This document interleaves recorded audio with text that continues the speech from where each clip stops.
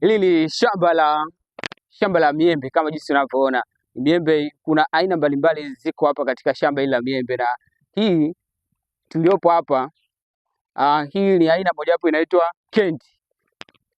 Kuna aina nyingi sana ziko hapa, utapata kuziona, lakini leo tunazungumzia sana katika aina hii mojawapo inaitwa Kent.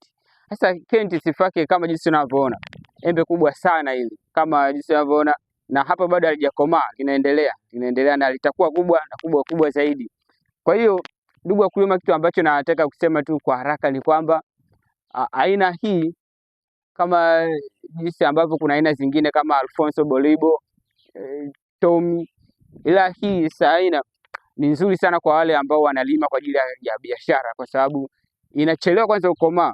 Inakomaa wakati huo maembe mengine hamna tena sokoni, unajikuta huko peke yako, na hivyo unaweza ukapata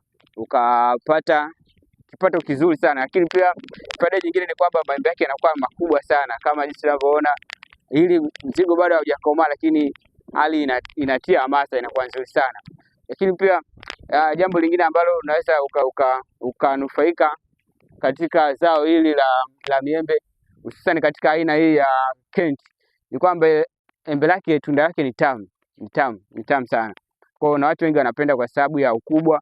Lakini pia jambo la mwisho ni kwamba unaweza linafanya vizuri sana katika soko la nje ya nchi kwa sababu ya ukubwa, utamu, lakini pia hata shepu yake ni nzuri sana. Kwa hiyo unaweza ukauza nje ya nchi, lakini pia ukafanya matumizi mengine ya ndani kwa ajili ya kutengeneza juisi na nini. Sasa hebu swali tukutane, ambapo tutakutana kwenye comment. Je, kwa nini wakulima hatuwaoni wanalima aina mbalimbali za kilimo? Wao wamezoea kulima aina moja au mbili.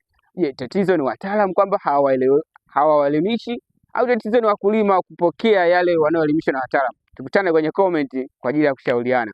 Langu jina Naftali Mabega, mpaka wakati mwingine. Naam.